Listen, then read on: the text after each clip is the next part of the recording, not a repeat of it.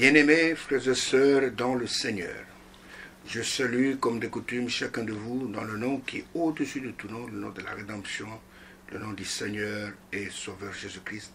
Et je souhaite à chacun de vous des riches bénédictions de la part du Seigneur et que vous ayez la capacité non seulement d'entendre, mais de garder la parole et de vivre selon elle, selon ce que le Seigneur avait dit, que l'homme ne vivra pas de pain seulement, mais de toute parole qui soit de la bouche de Dieu. Et nous savons que Satan a multiplié des églises, il a multiplié des interprétations de la parole de Dieu pour amener plusieurs à la mort. Mais nous savons que si nous sommes avec le Seigneur, avec lui, nous ferons des exploits.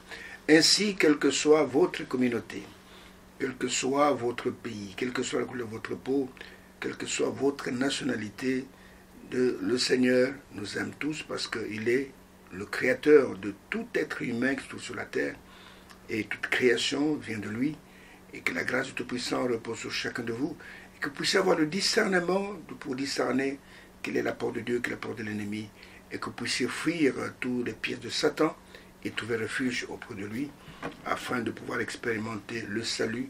Qu'est-ce que c'est que le salut? C'est la vie éternelle, et de vivre éternellement, et sans craindre aucun mal. Ainsi que la grâce du Tout-Puissant repose sur chacun de vous, nous vous disons merci pour tout ce que vous faites pour son œuvre. Nous vous disons merci pour vos contributions, tant financières que matérielles, à ces émissions. Que la grâce du Tout-Puissant repose sur chacun de vous. Et parce que nous savons que sans lui, nous ne pouvons absolument rien faire. Et que le Seigneur vous bénisse, que vous rendra centuple ce que vous faites pour son œuvre. Ce n'est pas pour la gloire d'un homme, mais c'est pour sa propre gloire. Ainsi, quelle que soit votre communauté, partout où ces émissions vont vous atteindre, que les bénédictions du Tout-Puissant qui accompagnent toute sa parole puissent être les vôtres. Que ce soit vous soyez en Afrique, que vous soyez en Europe, que vous soyez aux États-Unis, que vous soyez en Océanie, que vous soyez en Papouasie, que vous soyez en Asie, que vous soyez au Proche, au Moyen-Orient, n'importe où que vous soyez, que quand vous allez entendre ces choses, que la bénédiction du Tout-Puissant puisse reposer sur vous, et ayez foi en Dieu, parce que lui n'est pas un homme pour mentir. De sa bouche ne sort que la vérité. Et Dieu nous a fait grâce de pouvoir découvrir, de pouvoir entendre sa voix dans ces derniers jours, et de prendre position pour sa parole, non pas pour les dogmes faits de main d'homme, non pas pour les communautés faites de main d'homme. C'est pourquoi nos émissions s'intitulent l'heure de vérité. C'est-à-dire qu'il y a tellement de mensonges sur la terre, et le temps est arrivé où l'abri du mensonge doit être inondé, doit être emporté, afin que rien que la vérité soit ancrée dans le cœur des enfants de Dieu. Vous comprenez? Il n'y a que ceux qui sont de la vérité qui comprendront et qui auront le discernement des choses les meilleures pour pouvoir entendre et garder ce que le Seigneur va nous dire dans le temps dans lequel nous vivons. Ainsi que Dieu vous bénisse. Merci d'avoir accepté de vous connecter pour que nous puissions partager ensemble ce pain de vie, et que le Seigneur vous accorde tout ce qui est nécessaire pour que cette parole ne puisse pas passer au-dessus de votre tête, mais qu'elle soit ancrée dans vos cœurs pour que vous puissiez l'expérimenter. Parce que la parole de Dieu, elle est différente de toutes les autres paroles. Pourquoi? Parce qu'elle véhicule la vie, et il faut que la vie qui est dans la parole puisse venir dans vos cœurs, et que le Seigneur puisse réaliser avec vous ce qu'il a prévu pour vous. Et parce que personne n'est sur cette terre en vain, mais il y a un but pour lequel Dieu vous a mis sur la terre. Et je souhaite que Dieu puisse réaliser avec vous tout ce qu'il a programmé pour vous, et que vous puissiez être trouvé un vainqueur dans votre vie et hériter du salut qu'il a promis d'avance, bien avant la fondation du monde. Ainsi que Dieu vous bénisse, prenez de quoi écrire, de quoi vérifier, ayez toujours vos Bibles entre vos mains quand nous avons ces émissions, pour pouvoir vérifier, comme disciple de Béret, si ce que nous vous disons n'est pas réellement la parole de Dieu. Ainsi que Dieu vous bénisse, et ouvrons largement nos cœurs pendant que lui, au travers de sa parole, va nous parler bientôt, et que cette parole puisse avoir de l'impact pour le restant de nos jours. Nous sommes en train de nous entretenir, si je peux ainsi m'exprimer, dans ces émissions. Nous vous parlons du dernier message que Dieu a envoyé aux nations avant que le jour terrible, le jour de sa colère, ne puisse venir, et qu'il puisse se venger des hommes à cause de leur incrédulité et à cause de leur rébellion contre lui. Ainsi, nous vous parlons pas de n'importe quel message, mais nous vous parlons du message biblique, le message qui est conforme à sa parole, le message qui nous révèle ce qui se trouve dans cette parole, afin que nous puissions en vivre. Et nous voyons qu'il y a d'autres messages qui sont appelés messages du temps de la fin, mais qui sont basés sur des interprétations et des choses pareilles. Et le message qui est biblique doit être un message qui est conforme à la Bible. C'est comme, il y a des gens qui écoutaient, nous sommes par exemple telle dénomination, nous sommes des néo-apostoliques par exemple, et ce qui est néo-apostolique doit être conforme à ce que les apôtres avaient fait. Et nous sommes de ce point moi, église prophétique, et c'est de suite, si réellement vous êtes l'église prophétique, vous devez être conforme à ce que les prophètes ont annoncé la parole du Seigneur. Alors nous voyons, mes bien-aimés frères, que nous vous parlons dans ces émissions qui sont intitulées l'heure de vérité, nous vous parlons de la vérité de Dieu pour notre temps. Et c'est là, conformément à la parole prophétique, sur laquelle vous ferez bien de veiller, comme donc elle est là comme une lampe qui brille dans l'obscur, afin que nous puissions savoir en quel temps nous vivons et quel est le message de Dieu pour cette heure, et surtout qui sont ces hommes que Dieu utilise pour que son message puisse nous parvenir. Et nous avons pour sujet le patriarche Abraham et sa postérité après lui, parce que nous allons le voir aujourd'hui, que Dieu a fait des promesses, et que ces promesses, il les a mis au travers de cet homme, avec lequel il a conclu une alliance inconditionnelle. C'est-à-dire qu'il ne demande rien, il demande seulement de croire à ce qu'il dit, à ce qu'il fait, et vous allez obtenir pour le résultat de votre foi, donc le salut qu'il a promis bien avant la fondation du monde. Et nous voyons que dans cet homme qui était Abraham, avant il était Abraham, qui est devenu Abraham, Dieu a mis au travers de lui toutes les promesses qui concernent l'humanité. Nous allons le voir encore une fois dans les détails aujourd'hui. Et nous voyons que son nom, qui a été changé d'Abraham, qui était père supérieur, père élevé, et il est devenu Abraham, cette lettre, et ce n'est pas Ibrahim, mais Abraham, avec cette lettre, ce qui signifie père d'une multitude de nations. Et Dieu lui a promis une postérité au travers de toute la terre. Il lui a dit, regarde les cieux, est-ce que tu peux compter les étoiles? Il dit, je ne peux pas compter les étoiles. Et telle sera ta postérité. Il a mis le bord de la mer. Est-ce que tu peux compter les grains de sable qui se trouvent ici? Il dit, je ne peux pas compter, Seigneur. Et telle sera ta postérité. Donc Abraham a sa postérité donc sur toute la terre. Pas seulement en Israël, mais sur toute la terre. Alors, le passage ou l'écriture sur laquelle nous sommes en train de nous entretenir et sur laquelle on va surtout nous attarder à la fin de ce sujet, nous avons pris Genèse chapitre 22. Genèse chapitre 22, du premier verset jusqu'au verset 18. Et là, dans ce passage, c'est là où l'Éternel va mettre à l'épreuve suprême, je peux dire, la fin de l'épreuve, Abraham, en lui demandant de l'offrir son fils, son unique fils, celui qu'il aimait beaucoup, de l'offrir en holocauste. Et Abraham, il a obéi, contrairement à ce qu'on pouvait penser, et il est allé avec l'enfant sur le mont de Morija afin de l'offrir en holocauste, tel que Dieu l'avait dit. Parce que la foi véritable, c'est de croire ce que Dieu dit et d'exécuter ce que Dieu a dit. Et nous voyons que, arrivé là-bas, quand Dieu a vu que cet homme avait tellement confiance en lui, qu'il ne lui a pas refusé son fils, son unique, c'est là où il a dit, il a arrêté le bras d'Abraham. Il a dit, je sais maintenant que tu crains l'Éternel. J'ai fait ça pour voir tout ce que tu peux aller pour m'obéir. C'est pourquoi Dieu a juré devant un homme, je le jure par moi-même, parole de l'Éternel, que non seulement je te bénirai, mais je multiplierai ta postérité, qui sera comme le sable que te bord la mer, qui sera comme des étoiles. Alors c'est ce que nous allons lire maintenant.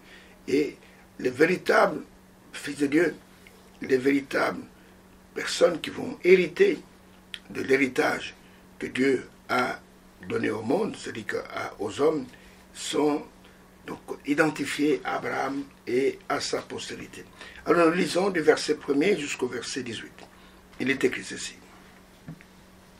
Après ces choses, quelles choses?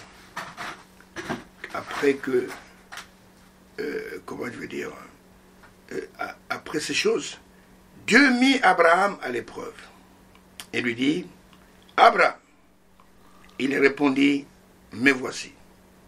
Dieu dit, prends ton fils, ton unique, celui que tu aimes, Isaac, va-t'en au pays de Morija. Et là, offre-le en holocauste sur l'une des montagnes que je te dirai. Abraham se leva, donc il a obéi. De bon matin, sella son âne et prit avec lui 2 serviteurs et son fils Isaac. Il fendit du bois pour l'holocauste et partit pour aller au lieu que Dieu lui avait dit. Le 3e jour, Abraham, levant les yeux, vit le lieu de loin. C'est tellement le Seigneur lui a dit que c'est ça l'endroit. Et Abraham dit à ses serviteurs, restez ici avec l'âne. Moi et le jeune homme, nous irons jusque-là pour adorer et nous reviendrons auprès de vous. Abraham prit le bois pour l'holocauste, le chargea sur son fils, le type de Christ, portant sa croix, et porta dans sa main le feu et le couteau. Et ils marchèrent tous deux ensemble. Alors Isaac, parlant à Abraham son père, dit, « Mon père !» Il répondit, « Mais voici mon fils. » Isaac reprit, « Voici le feu et le bois. Mais où est l'agneau pour l'holocauste ?» Abraham répondit, « Mon fils, Dieu se prouvera lui-même de l'agneau pour l'holocauste. » Et ils marchèrent tous deux ensemble, dans le silence. Lorsqu'ils furent arrivés au lieu que Dieu lui avait dit, Abraham y éleva un autel et rangea le bois. Il lia son fils Isaac et le mit sur l'autel par-dessus le bois. Puis Abraham étendit la main et prit le couteau pour égorger son fils. Alors l'ange de l'Éternel, qui est l'Éternel lui-même, l'appela dessus et dit, « Abraham, Abraham !» Il répondit, « Me voici. » L'ange dit, « N'avance pas ta main sur l'enfant et ne lui fais rien, car je sais maintenant que tu crains Dieu et que tu ne m'as pas refusé ton fils, ton unique. » Abraham leva les yeux et vit derrière lui un bélier retenu dans un buisson par les cornes. Et Abraham alla prendre le bélier et l'offrit en holocauste à la place de son fils. Abraham donna à ce lieu le nom de Yahvé-Jiré. C'est pourquoi l'on dit aujourd'hui, à la montagne de l'Éternel, il sera pourvu. L'ange de l'Éternel appela une seconde fois Abraham dessus et dit, « Je le jure par moi-même, par l'Éternel, parce que tu as fait cela et que tu n'as pas refusé ton fils ton unique, je te bénirai et je multiplierai ta postérité comme les étoiles du ciel et comme le sable qui est sur le bord de la mer. Et ta postérité possédera la porte de ses ennemis. Toutes les nations de la terre, l'Afrique, l'Europe, les États-Unis, partout, seront bénis en ta postérité parce que tu as obéi à ma voix. » Quelle belle parole, quel beau passage des Écritures. Parce que tu as obéi à ma voix, toutes les familles de la terre, toutes les nations de la terre seront bénies en ta postérité. Et nous voyons que nous avons montré que si Dieu a promis cette bénédiction à Abraham, en disant que toutes les familles de la terre, toutes les nations seront bénies en ta postérité, ce n'était pas en Isaac. Isaac était un type. Ce n'était pas dans la postérité charnelle, c'est-à-dire Israël, que les nations de la terre ont été bénies à Abraham. Mais nous avons montré cela, que le véritable fils d'Abraham, c'était le Seigneur Jésus-Christ. Le fils réellement promis à Abraham, c'était Jésus.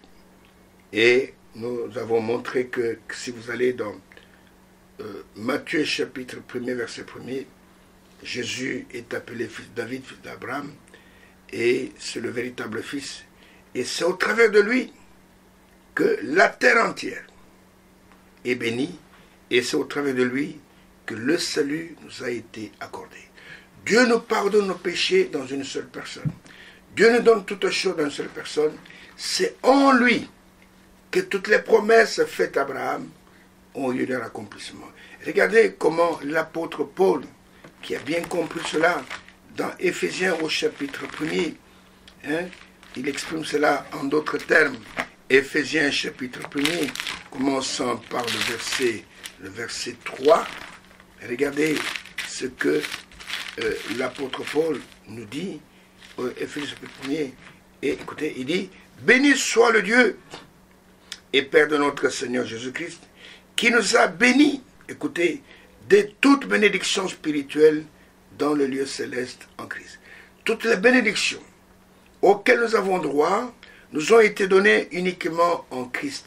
C'est lui le véritable fils d'Abraham. C'est en lui que toutes les promesses faites à Abraham ont trouvé leur accomplissement. Écoutez, en lui, en Christ, fils d'Abraham, Dieu nous a élus avant la fondation du monde. Tout c'est en lui, en lui, en lui. Pour que nous soyons saints et irréprochables devant lui.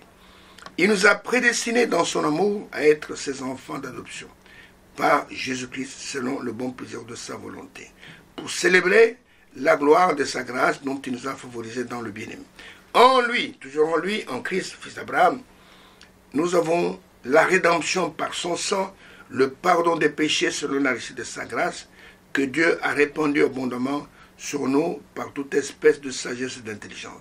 Il nous a fait connaître le mystère de sa volonté, selon le bienveillant dessein qu'il avait formé en lui-même, pour le mettre à exécution lorsque les temps seraient accomplis, de réunir toutes choses, écoutez, en Christ, celles qui sont dans les cieux et celles qui sont sur la terre. En lui, toujours en lui, nous sommes aussi devenus héritiers, ayant été prédestinés suivant le plan de celui qui opère toutes choses, d'après le conseil de sa volonté, afin que nous servions à célébrer sa gloire, nous qui d'avance avons espéré en Christ. En lui, toujours en lui, nous aussi, plutôt vous aussi, après avoir entendu la parole, non pas du mensonge, mais de la vérité, l'évangile, non pas de votre perdition, mais de votre salut, en lui vous avez cru, et vous avez été scellés du Saint-Esprit qui avait été promis, lequel est un gage, une avance de notre héritage, pour la rédemption de ceux que Dieu s'est acquis pour célébrer sa gloire. Nous voyons que, en tant que fils d'Abraham, Christ, tout ce que nous avons besoin est en lui.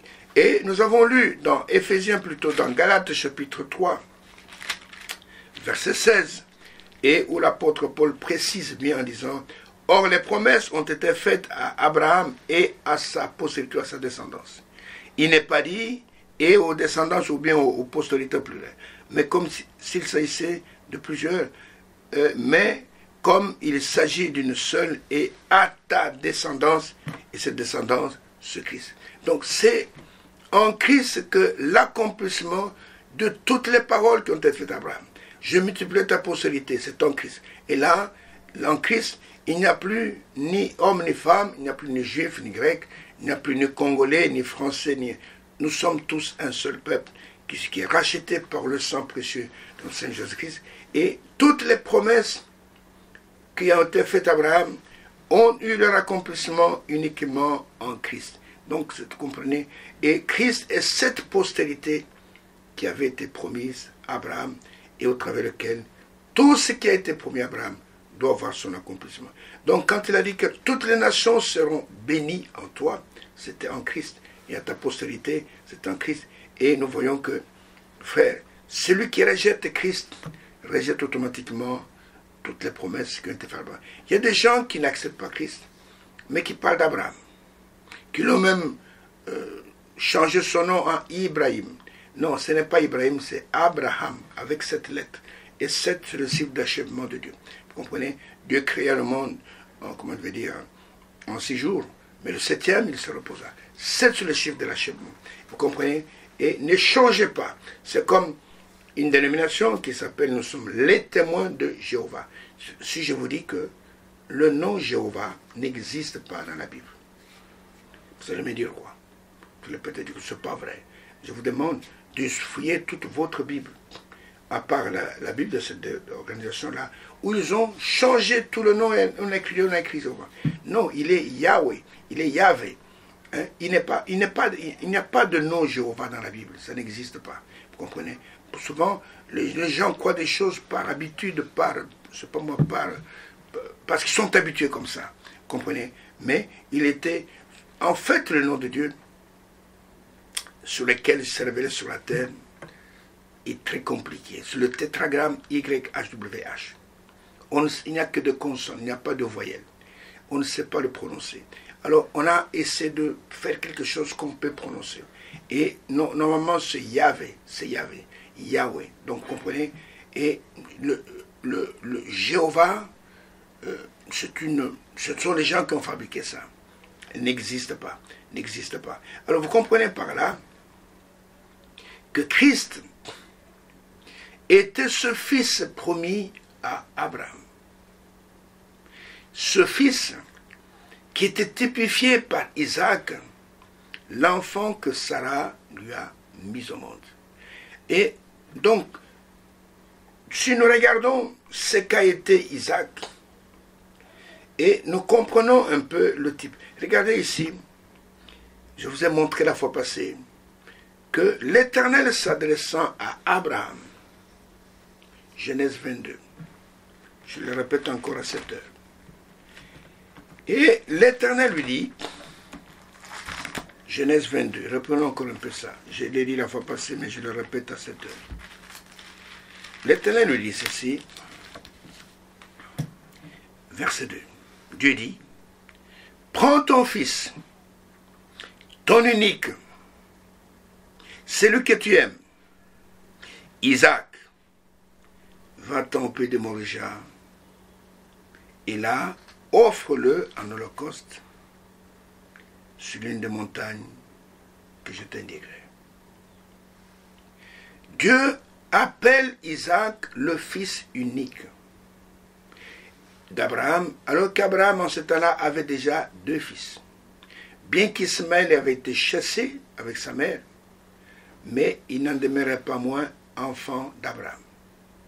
Bien qu'il fût né suivant une interprétation erronée de la parole de la promesse par Saraï, et qui a pris Agar, l'Égyptienne, l'esclave qu'il a donné à son mari, pour avoir une postérité. Mais Dieu, quand il regarde Abraham, il ne voit que l'enfant de la promesse. Et il dit, moi, je ne connais que tu n'as qu'un fils unique. Tu n'en as pas 2, tu n'en as pas 3, un seul. Même quand il a eu les autres enfants avec Keturah, il en a eu 6. Dieu ne voyait qu'Isaac, l'enfant de la promesse. Il dit, prends ton fils, ton unique là. Et là, c'est le type de Christ. Christ qui était le fils unique du Père. Jésus n'était pas le fils unique de Marie. Jésus était le fils unique de son Père. Regardez, quand Marie a mis au monde Jésus, n'en déplaise à ceux qui ne veulent pas voir cela, qui ferment leurs yeux pour ne pas voir la vérité, quand vous allez avec moi dans Luc chapitre 2,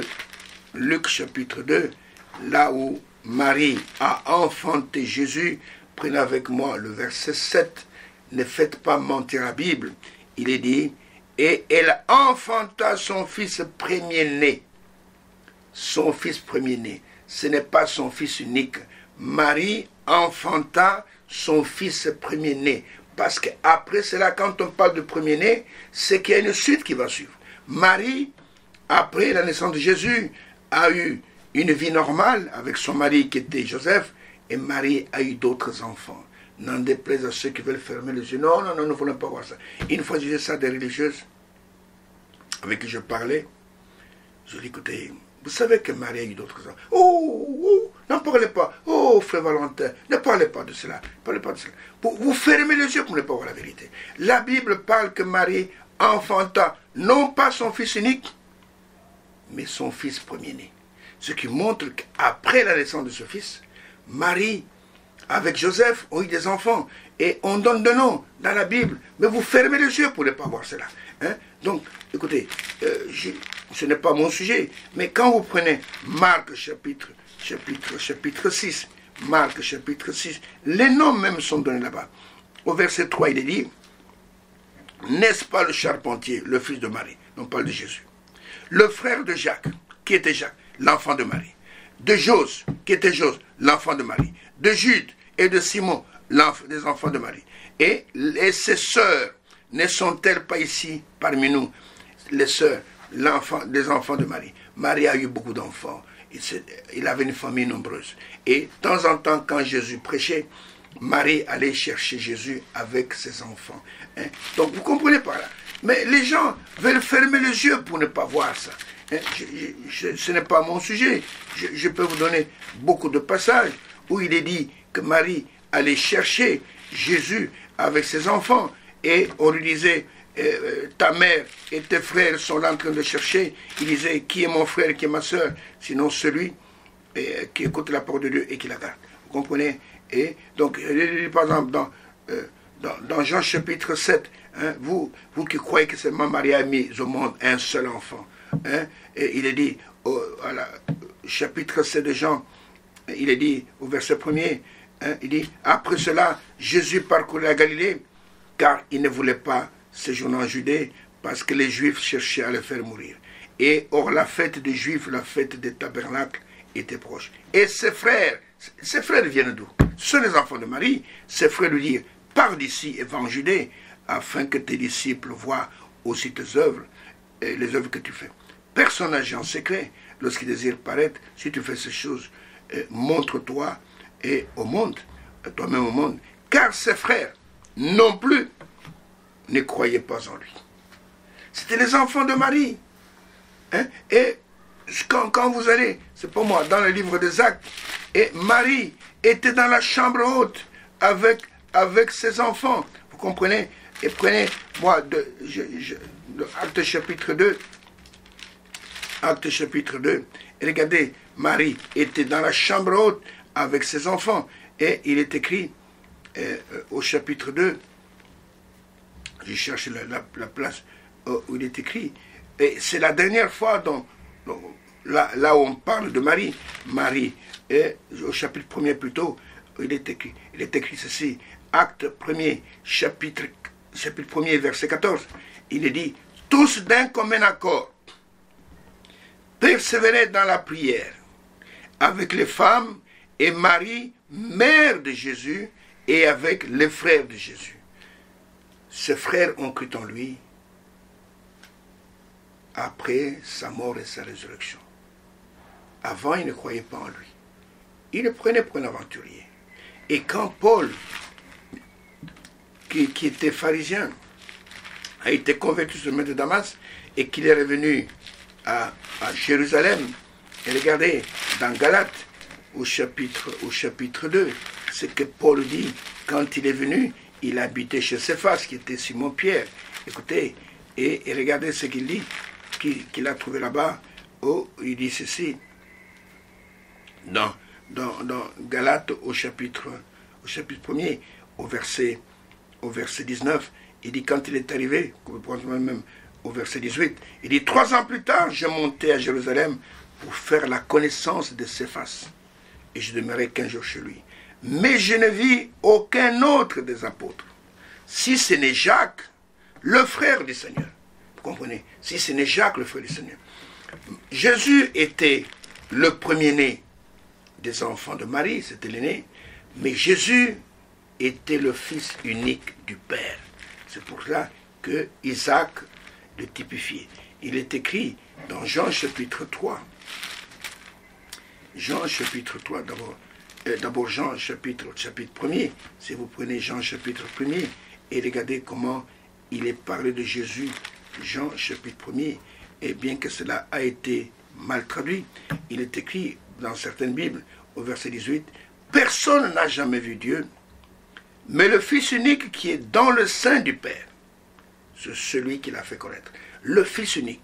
Et au chapitre 3, ce verset que tout le monde récite, au verset 16, il est dit ceci, « Car Dieu a tant aimé le monde, qu'il a donné son Fils unique, pas son fils premier-né, son fils unique, afin que quiconque croit en lui ne périsse point mais clair. Donc Isaac, il typifiait parfaitement Christ. Il était le fils unique de son père. Donc dans la promesse, il était le fils unique d'Abraham. Et vous voyez que quand ils sont partis, et arrivé, Abraham a pris du bois, a mis sur la tête d'Isaac pour monter la montagne. Et cela typifie Christ portant sa croix.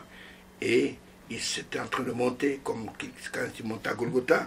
Et ce que vous ne savez pas, c'est que cet endroit où ils sont allés pour que Abraham puisse sacrifier Isaac, plus tard, des années plus tard, c'est là où la ville de Jérusalem et ses alentours sera construite. Oh, Dieu est tellement merveilleux, comprenez. Et c'est là où les Jébusiens vont venir bâtir la ville de Jérusalem. Et c'est le mont du temple et que David a acheté à prix d'or. Comprenez, il a acheté il a pesé de l'or pour acheter ce mont du temple. Et c'est là que David a fait de Jérusalem la capitale d'Israël, bien qu'aujourd'hui on le conteste, mais conteste toujours, les décisions de Dieu sont irrévocables. Jérusalem, on ne peut pas le partager. Jérusalem, c'est la ville de Dieu, c'est la capitale. Et il est écrit dans Zacharie que l'Éternel dit que je fais de Jérusalem une pierre pesante pour toutes les nations, que ce soit pour les Américains, pour les Français, pour les Anglais, et pour les Russes. Chacun veut sa part de gâteau à Jérusalem. Et le Seigneur dit, je fais de Jérusalem une pierre pesante. Quiconque tentera de la soulever sera écrasé pour elle. Et aujourd'hui, l'une des causes de la guerre au Proche-Orient, c'est que les Palestiniens réclament un État avec comme capitale Jérusalem-Est. Et les Juifs disent, pas question. Jérusalem, c'est la capitale indivisible d'Israël. Et Trump, parce qu'avant, la plupart des ambassades sont à Tel Aviv, comprenez, mais Trump a eu le courage de prendre l'ambassade américaine, de l'amener à Jérusalem. Oh, tout le monde a crié au scandale. C'est parce que vous ne connaissez pas la volonté de Dieu sur son peuple, sur sa vie. Alors, revenons à notre sujet. L'héritage du monde a été promis à Abraham et à sa postérité. Et cette postérité, ce n'est pas la postérité charnelle, mais c'est la postérité foi d'Abraham. Nous sommes fils d'Abraham, non pas par l'ADN charnel de son sang, non. Il n'y a aucune correction. Mais nous sommes fils d'Abraham par l'ADN foi d'Abraham. Alors c'est pourquoi, dans Romains chapitre 4, regardez ce qui est écrit dans Romains chapitre 4. J'aime beaucoup ce passage, parce qu'il est très profond. Romains chapitre 4. Commençons par le verset 13. Commençons par le verset 13. Et il est dit ceci. En effet, ce n'est pas par la loi qui a été donnée à Israël, que l'héritage du monde a été promis à Abraham. Vous entendez? Non pas l'héritage de la Palestine, mais l'héritage du monde a été donné à Abraham, ou à sa postérité. Vous voyez, cet héritage c'est pour Abraham, et à sa postérité après lui, c'est par la justice de la foi. C'est là où je dis que nous sommes fils d'Abraham par l'ADN foi d'Abraham. Ceux qui sont fils d'Abraham, ils ont la foi d'Abraham. Ils croient en Dieu comme Abraham a cru. Je vais vous montrer ce qu'était la foi d'Abraham. Verset 15. Car si les héritiers le sont par la loi, la foi est vaine et la promesse est annulée. Car la loi produit la colère, et là où il n'y a point de loi, il n'y a point non plus de transgression. C'est pourquoi, écoutez attentivement, les héritiers le sont par la foi. Tu n'as pas besoin d'aller rester en Israël pour devenir héritier. Oh non, je vais aller là-bas, je vais aller habiter à Jérusalem. Non. Abraham a des enfants dans le monde entier. C'est pourquoi les héritiers le sont par la foi. C'est par la foi. Pour que ce soit par grâce, afin que la promesse soit assurée à toute la postérité, non seulement à celle qui est sous la loi, ce sont les Juifs, mais aussi à celle qui a la foi d'Abraham, ce sont nous les gens des nations, notre Père à tous, selon qu'il est écrit, j'étais établi père d'un grand nombre de nations. il est notre Père devant celui auquel il a cru. Dieu qui donne la vie aux morts et qui appelle les choses qui ne sont point comme si elles étaient. Écoutez, maintenant, écoutez ce qu'a été la foi d'Abraham. Ce n'est pas une petite foi. Abraham avait tellement confiance en Dieu. Abraham ne doutait d'aucune parole de Dieu. Quand même, il pouvait parfois un peu chanceler, Dieu l'a ramené. Quand il pouvait dire, écoutez, tu m'as promis une postérité, mais je m'en vais sans postérité. Eliezer, qui est né dans ma maison, celui qui est l'héritier, il dit non, ce n'est pas Eliezer, c'est celui qui naîtra de Sarah. Vous comprenez? Quand Ismaël est venu au monde, oh non, qu'Ismaël vive devant ta face. Il dit non, pas Ismaël, c'est l'enfant que Sarah va te mettre au monde. Ce n'est pas... Donc vous voyez, et chaque fois, il dit qu'Abraham eut confiance en l'Éternel, qu'il lui imputa à justice. Alors écoutez ce qu'était la foi d'Abraham. Les enfants d'Abraham, ce ne sont pas des gens qui croient n'importe quoi. Les enfants d'Abraham, ce ne sont pas des idolâtres. Abraham n'était pas idolâtre. Les enfants d'Abraham, ce ne sont pas des poulets dénominationnels. Non, non, non. Abraham n'a pas des enfants dénominationnels. Les enfants d'Abraham, ils ont la foi pure. Les enfants d'Abraham, ils croient en Dieu et la parole de Dieu, elle est leur absolue. Les enfants d'Abraham, ou la postérité d'Abraham, et leur postérité, ou plutôt leur absolu, n'est pas un homme, n'est pas un prophète, n'est pas un apôtre, n'est pas n'importe qui. La postérité d'Abraham, elle a une foi pure en Dieu. Et elle croit Dieu, elle prend Dieu au mot. La postérité d'Abraham. La postérité d'Abraham, et c'est Dieu ou rien. Mais quand vous entendez des gens vous dire, écoutez, moi je suis le prophète ou rien, ce n'est pas un fils d'Abraham. Abraham, il croyait Dieu au mot. Tout ce que Dieu disait, Abraham le croyait. Abraham, Dieu lui a promis une postérité. Il a cette postérité, il avait 100 ans. Il a continué. Alors c'est pourquoi il est dit ici, écoutez, je voudrais vous décrire la foi d'Abraham, pour que tous ceux qui m'écoutent, que chacun puisse comparer sa foi avec celle qui était dans cet homme. C'est pourquoi il est dit qu'il est notre Père dans la foi, parce qu'il a manifesté sur cette terre ce qu'était la véritable foi. Et son fils, le Seigneur Jésus qui est venu après, était un fils de foi. Jésus avait une foi pure. Jésus disait, qui parmi vous peut me convaincre de l'incrédulité? Qui peut me dire que je ne crois pas toute parole qui est sur la bouche de Dieu? Et personne ne pouvait le convaincre de l'incrédulité. Abraham était comme ça. Verset 18. Faites attention, on va le lire maintenant. Il est dit d'Abraham, espérant contre toute espérance. Espérant contre toute espérance. Il crut et devint ainsi le père d'un grand nombre de nations, selon ce qui lui avait été dit, telle sera ta postérité. Abraham a cru là où on ne croyait pas. Un homme normal ne peut pas croire ça. Vous comprenez? Et regardez, Marie, je donne un exemple, c'était aussi une fille d'Abraham. Marie avait la foi d'Abraham. Et n'en déplaise à tous les idolâtres, Marie elle-même appelle Abraham son père. Si vous ne le savez pas, prenez avec moi l'évangile selon Luc. L'évangile selon Luc. Et il y a le cantique de Marie. Et regardez ce que Marie dit. Je vais vous montrer qu'elle était aussi fille d'Abraham. Et pourquoi elle était fille d'Abraham? Elle a possédé la foi qu'Abraham, son père, avait. Elle a cru quelque chose qui n'était jamais arrivé. L'ange lui dit, tu deviendras enceinte, tu enfanteras un fils, et tu auras le nom de Jésus. Et elle pose la question, comment cela va-t-il arriver, puisque je ne connais point d'homme? L'ange lui dit, dans cette affaire, ce n'est pas question d'homme. Il n'y aura aucun homme. Mais la puissance du Très-Haut te couvrira. C'est pourquoi le Saint-Enfant qui naîtra de toi sera appelé Fils de Dieu. Et directement, Marie dit qu'il me soit fait selon ta parole. Je suis la servante du Seigneur. Qu'il me soit fait selon ta parole. Et quand elle est arrivée chez Élisabeth, écoutez maintenant, quand Élisabeth lui a parlé sous l'onction du Saint-Esprit, écoutez ce que Marie répond, oh là là, et du verset 46, Luc chapitre 1er, verset 46, jusqu'au verset 56. Et Marie dit, mon âme exalte le Seigneur. Donc elle avait aussi un Seigneur. Et mon esprit se réjouit en Dieu, mon Sauveur. Elle reconnaît qu'elle était pécheresse, qu'elle a besoin du salut. Parce qu'il a jeté les yeux sur la bassesse de sa servante.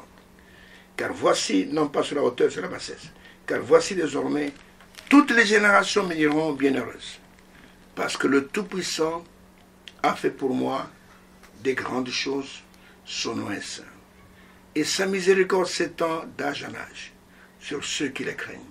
Il a déployé la force de son bras. Il a dispersé ceux qui avaient dans le cœur les pensées orgueilleuses. Il a renversé les puissants de leur trône. Il a élevé les humbles. Il a rassasié de bien les affamés. Il a renvoyé les riches à vide. Écoutez, il a secouru Israël son serviteur.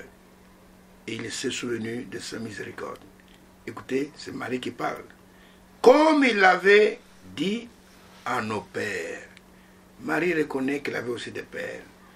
Et elle dit envers Abraham et sa postérité pour toujours. Marie reconnaît que Abraham c'est mon père. Envers Abraham et sa postérité pour toujours. Marie demeura avec Élisabeth environ 3 mois, puis elle retourna chez elle. Oh là là, oh sa miséricorde, il se souvient de sa miséricorde. Et comme il avait dit à nos pères, envers Abraham et sa postérité. Et la foi d'Abraham, que Marie possédait, elle a cru. On lui dit, tu vas devenir enceinte par la vertu du Saint-Esprit. Il dit, je crois ça. Amen, je crois. Mais si c'était une autre personne, elle allait mettre sans doute. Oh, est-ce que c'est une telle chose là? Est-ce que scientifiquement c'est prouvé ça? Sans connaître un homme, je vais devenir enceinte. Non, je ne crois pas ça. Et mais Marie, c'était une fille d'Abraham. Vous comprenez? Elle était une fille d'Abraham. Elle avait la foi d'Abraham. Espérant contre toute espérance. Abraham crut et devint ainsi le père d'un grand nombre de nations selon ce qui lui avait été dit, telle sa postérité. Écoutez. Et sans faiblir dans la foi, il ne considéra point que son corps était déjà usé, puisqu'il avait près de 100 ans, et que Sarah n'était plus en état d'avoir des enfants. Il ne douta point par incrédulité aux la promesse de Dieu, mais il fut fortifié par la foi, donnant gloire à Dieu, ayant la pleine conviction que ce qu'il promet, il peut aussi l'accomplir. C'est-à-dire que la foi, vous savez que dans ce corps, nous sommes triples. Il y a le corps que vous voyez, qui a 5 sens. Il y a l'esprit que vous ne voyez pas, qui a 5 sens. Et il y a l'âme qui est à l'intérieur, qui n'a qu'un seul sens. Maintenant, c'est l'âme qui possède la foi. Le corps comme tel, il ne peut pas croire. Mais la foi, c'est dans l'âme. C'est pourquoi il est dit que l'âme qui pêche, l'âme qui ne croit pas, c'est celle qui mourra. C'est Ézéchiel 18, verset 14. Verset 4. Et nous voyons ceci, que quand nous avons tous ces 5 sens, dans le corps, 5 sens dans l'esprit, parfois ce qui nous fait douter de la promesse de Dieu, c'est ce que nous voyons. Par exemple, tu vois quelqu'un atteint de cancer, devenu maigre comme un clou, et on te dit, ainsi dit le Seigneur, comme la sœur Margie Morgan, ou bien la sœur Florence Nightingale, tu ne mourras pas, tu vivras. Le mari de la sœur Margie Morgan, quand Frère Branham a prononcé cette parole, son épouse était couchée là. On attendait seulement que le cœur s'arrête. Il dit, ma sœur Margie Morgan, tu ne mourras pas, tu vivras. Souvent dit, non, attends, Billy, est-ce que je peux t'expliquer sa maladie? La foi ne regarde pas ça. La foi ne regarde pas à la grandeur du problème. La foi ne regarde pas la maladie. La foi ne regarde pas ce que le spécialiste, c'est pas moi en cancérologie, a dit. La foi regarde à Dieu. C'est pourquoi Abraham, il n'a pas regardé son corps qui était usé, sa peau qui devenait bridée là, avec beaucoup de rides. Il n'a pas regardé dans le miroir. Je suis devenu vieux. Abraham, par la foi, a regardé à Dieu. Et sans faiblir dans la foi, il ne considéra point que son corps était déjà usé, puisqu'il avait près de 100 ans. Il a dit, mon corps est usé, c'est vrai, mais je regarde celui qui peut restaurer mon corps. Il regarde Sarah, pendant qu'elle passait à l'extérieur, peut-être en train de préparer. Peut-être que le dos se courbait déjà, près de 90 ans. Et il n'a pas regardé ça. Il dit, Dieu m'a dit que j'aurai un enfant par cette femme. Et sans faiblir dans la foi. Il avait la pleine conviction que ce que Dieu promet, il est capable de l'accomplir. Est-ce qu'on peut avoir cette foi-là? Et regardez aujourd'hui, ceux qui ne sont pas de la race d'Abraham, qui ne sont pas sa postérité, doutent même de l'enlèvement. Il y en a qui vous disent, écoutez, il n'y aura pas d'enlèvement, c'est déjà arrivé, donc n'attendez pas ça. L'enlèvement, c'est simplement un changement de dimension. Vous n'êtes pas fils d'Abraham. Ils ne croient pas qu'il y aura un enlèvement où les gens vont revêtir des corps immortels, où ils vont monter dans ce corps-là. Et ils seront reçus dans le ciel. Ils trouvent que c'est une chose trop compliquée. Comment les gens, des milliers de gens, on n'aura pas besoin d'une fusée, on n'aura pas besoin d'un vaisseau spatial. Comment vont-ils aller au ciel? Ils doutent de cela. Il y en a qui doutent même que la Jérusalem céleste soit une réalité. Pourtant la Bible dit qu'il est allé nous préparer une place. Il est allé nous préparer une place. Il a dit que quand j'aurai terminé, je reviendrai. Afin que là où je suis, pas là où je serai, là où je suis, vous y soyez aussi. Et celui qui est de la sémence d'Abraham, l'apôtre d'Abraham, il dit Amen à cela. Les gens ne croient même plus cela. Il y en a comme les Sadducéens, qui ne croyaient même pas à la résurrection des morts. Ils venaient avec des questions pièges vers Jésus. Mais la sémence royale d'Abraham, la sémence qui va régner, il a une foi, je peux dire, aveugle dans le Créateur.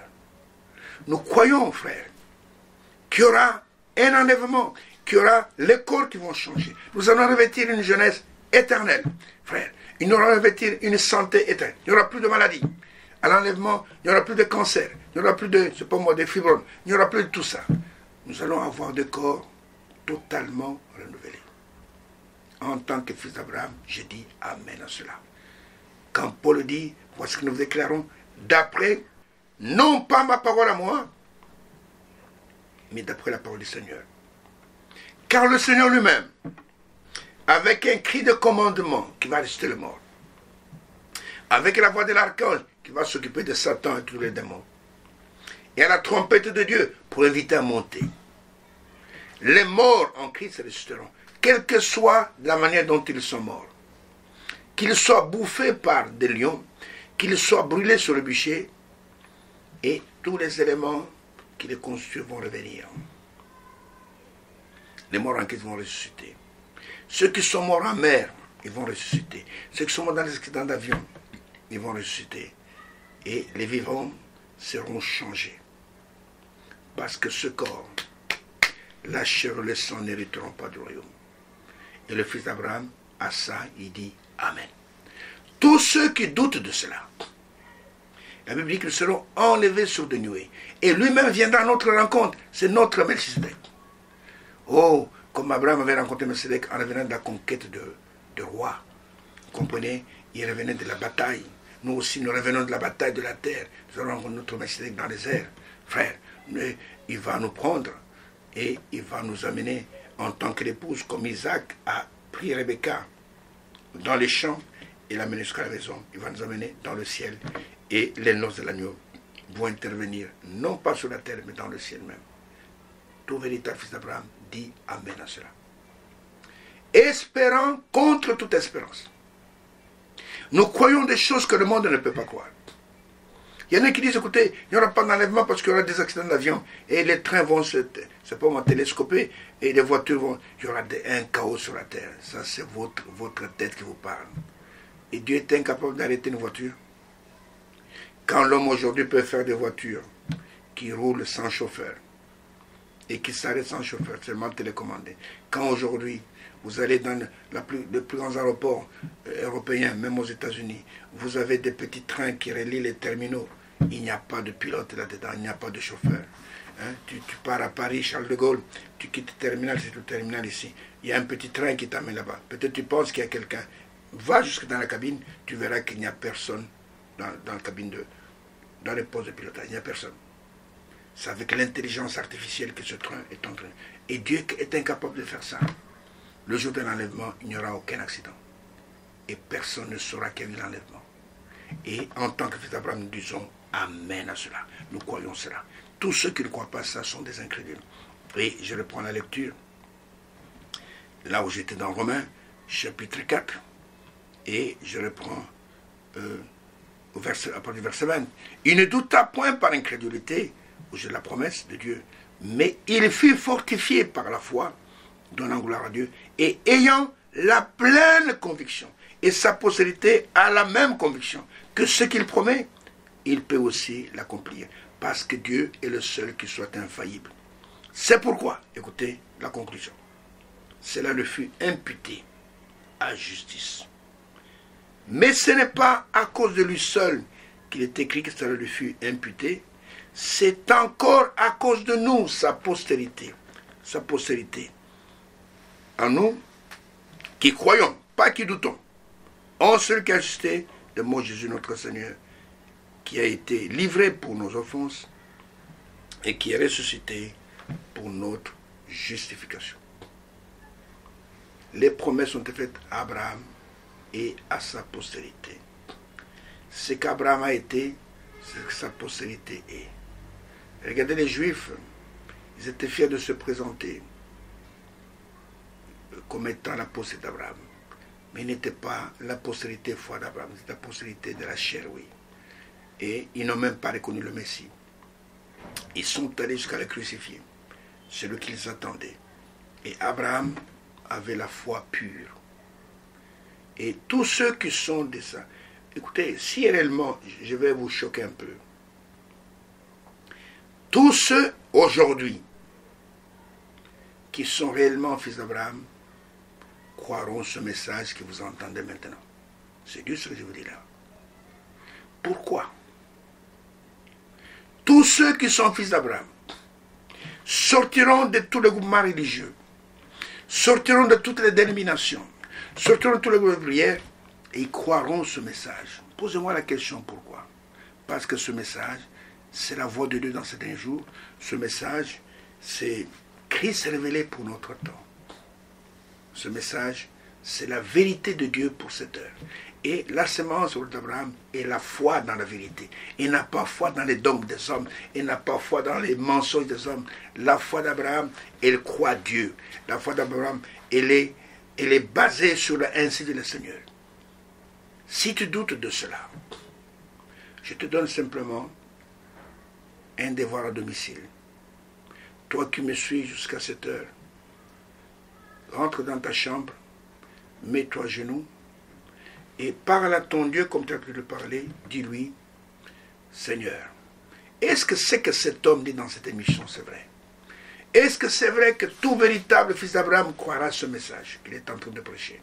Est-ce que c'est vrai que tout véritable fils d'Abraham obéira à l'évangile, il se fera baptiser du véritable baptême biblique, que le baptême au nom du Seigneur Jésus-Christ, par immersion, pas par aspersion. Tous ceux qui rejettent ce baptême, qui acceptent le baptême par aspersion, où je te baptise au nom du Père, au nom du Fils, au nom du Saint-Esprit, ne sont pas fils d'Abraham. Tous ceux qui refusent ce baptême et qui vont aller sous le drapeau pour être passé de le drapeau, c'est le baptême, le fils d'Abraham ne croit pas de telles choses. Le fils d'Abraham, la possédée d'Abraham, il croit la vérité pure. C'est pourquoi, mes bien-aimés, ne vous appelez pas vous-même enfants d'Abraham. Regardez, quand vous allez dans Luc au chapitre 19, Quand Jésus est arrivé, nous allons bientôt terminer, c'est Zachée. Zachée que tout le monde prenait pour un voleur d'impôts, un ceci, cela. Et regardez, quand Jésus est entré, c'est Zachée. Et regardez ce qu'il dit. Et il dit à Zachée, il lui dit ceci, au verset 9, pour aller vite. Et quand Zachée est descendu de l'arbre, il dit, le salut est entré aujourd'hui dans cette maison. Parce que celui-ci est aussi un fils d'Abraham. Pourtant, les gens le considéraient comme un aventurier. Jésus dit, non, celui-ci est aussi un fils d'Abraham. C'est-à-dire, il a la foi d'Abraham. Ainsi que chacun puisse se mesurer. Qu'est-ce que vous croyez? Quand vous croyez dans les dogmes de « Je vous salue Marie pleine de grâce », non, le fils d'Abraham ne récite pas de telles histoires. Hein? Donc, Marie n'est pas pleine de grâce. Marie a reçu une grâce, vous comprenez. Et quand vous êtes là, vous croyez qu'il y a une trinité de personnes en Dieu. La semence d'Abraham n'est pas dans la Sainte Trinité. La semence d'Abraham a cru en un seul Dieu. Abraham n'avait pas une trinité de personnes. Il s'adressait à l'Éternel. Il n'y a pas plusieurs éternels. Il n'y a qu'un seul éternel. En attendant de pouvoir poursuivre notre sujet, méditez sur ça. La semence royale d'Abraham, elle a une foi pure dans la parole de Dieu. Elle croit ce que la Bible dit. La semence d'Abraham n'acceptera jamais l'homosexualité. Oh, il faut bénir les homosexuels. Ça, un fils de Dieu, semence d'Abraham ne peut pas accepter ça. Ceux qui prient cela montrent simplement qu'ils sont étrangers. Ils ne sont pas de sa postérité. Ainsi que le bénisse, qu'il vous accorde le discernement des choses les meilleures. Persévérez dans la foi, parce que votre récompense est grande. Que le bénisse, et je vous donne rendez-vous à l'émission prochaine.